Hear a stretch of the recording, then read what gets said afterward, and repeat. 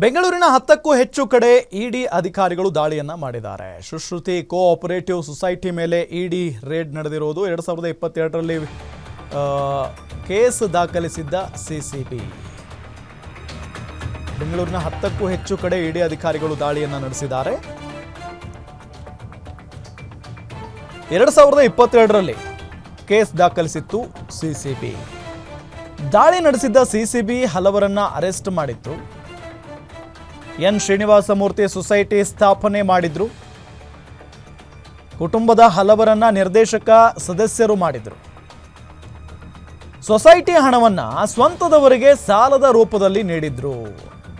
ಠೇವಣಿದಾರರಿಗೆ ಹಣ ವಾಪಸ್ ನೀಡದೆ ಸತಾಯಿಸಿದ್ದಕ್ಕೆ ಕೇಸ್ ದಾಖಲಾಗಿದೆ. ಈಗ ಸಿಸಿಬಿ ಕೇಸ್ ದಾಖಲಾಗಿದ್ದ ಬಳಿಕ ಇಡಿಯಿಂದ ಪ್ರಕರಣದ ತನಿಖೆ ನಡೀತಾ ಇದೆ. ಸಿಸಿಬಿ ಎಫ್ಐಆರ್ ಆಧಾರದ ಮೇಲೆ ಇಸಿಆರ್ ದಾಖಲು ಮಾಡಿತ್ತು ಇಡಿ. ಬೆಂಗಳೂರಿನ 10ಕ್ಕೂ ಹೆಚ್ಚು ಕಡೆ ಈಗ ಇಡಿ ಅಧಿಕಾರಿಗಳು ದಾಳಿಯನ್ನ ಮಾಡಿದ್ದಾರೆ. ಸುಶ್ರುತಿ ಕೋಆಪರೇಟಿವ್ ಸೊಸೈಟಿ ಮೇಲೆ ಇಡಿ ರೇಡ್ ಮಾಡಿರೋದು 2022ರಲ್ಲೇ ಇದರ ವಿರುದ್ಧ, ಈ ಸೊಸೈಟಿ ವಿರುದ್ಧ ಕೇಸ್ ದಾಖಲಿಸಿತ್ತು ಸಿಸಿಬಿ. ದಾಳಿ ನಡೆಸಿದ್ದ ಸಿಸಿಬಿ ಹಲವರನ್ನ ಅರೆಸ್ಟ್ ಕೂಡ ಮಾಡಿತ್ತು. ಆ ಸಂದರ್ಭದಲ್ಲಿ ಎನ್ ಶ್ರೀನಿವಾಸ ಮೂರ್ತಿ ಸೊಸೈಟಿ ಸ್ಥಾಪನೆಯನ್ನ ಮಾಡ್ತಾರೆ. ಕುಟುಂಬದ ಹಲವರನ್ನ ನಿರ್ದೇಶಕ ಮತ್ತು ಸದಸ್ಯರನ್ನಾಗಿ ಕೂಡ ಮಾಡಿದ್ರು. ಸೊಸೈಟಿ ಹಣವನ್ನ ಸ್ವಂತದವರಿಗೆ ಸಾಲದ ರೂಪದಲ್ಲಿ ನೀಡಿದ್ರಂತೆ. ಠೇವಣಿದಾರರಿಗೆ ಹಣ ವಾಪಸ್ಸು ನೀಡದೆ ಸತಾಯಿಸಿದ್ದಕ್ಕೆ ಕೇಸ್ ದಾಖಲಾಗಿದೆ. ಈಗ ಸಿಸಿಬಿ ಕೇಸ್ ದಾಖಲಾಗಿದ್ದ ಬಳಿಕ ಇಡಿ ಜಾರಿ ನಿರ್ದೇಶನಾಲಯದಿಂದ ಪ್ರಕರಣದ ತನಿಖೆ ನಡೆಯಿತು.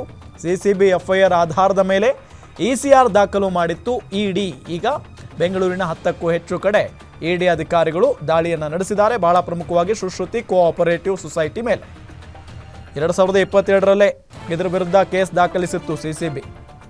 ದಾಳಿ ನಡೆಸಿದ್ದ ಸಿಸಿಬಿ ಹಲವರನ್ನ ಈ ಒಂದು ಪ್ರಕರಣಕ್ಕೆ ಸಂಬಂಧಪಟ್ಟಂತೆ ಅರೆಸ್ಟ್ ಕೂಡ ಮಾಡಿತ್ತು. ಎನ್ ಶ್ರೀನಿವಾಸ ಮೂರ್ತಿ ಈ ಸೊಸೈಟಿಯನ್ನು ಸ್ಥಾಪನೆ ಮಾಡಿದ್ರು ಅನ್ನೋದು ಗೊತ್ತಾಗ್ತಾ ಇರುವಂಥ ಸಂಗತಿ. ಕುಟುಂಬದ ಹಲವರನ್ನ ಅವರೇ ನಿರ್ದೇಶಕ ಮಾಡ್ತಾರೆ, ಸದಸ್ಯರನ್ನಾಗಿ ಆಯ್ಕೆ ಮಾಡ್ತಾರೆ. ಸೊಸೈಟಿ ಹಣವನ್ನು ಸ್ವಂತದವರಿಗೆ ಸಾಲದ ರೂಪದಲ್ಲಿ ನೀಡಿದ್ರು, ಹಣವನ್ನು ದುರ್ಬಳಕೆ ಮಾಡಿಕೊಂಡಿದ್ರು. ಇದರಿಂದ ಠೇವಣಿದಾರರಿಗೆ ಹಣ ವಾಪಸ್ ನೀಡಿರಲಿಲ್ಲ ಇವರು ಶ್ರೀನಿವಾಸ ಮೂರ್ತಿ.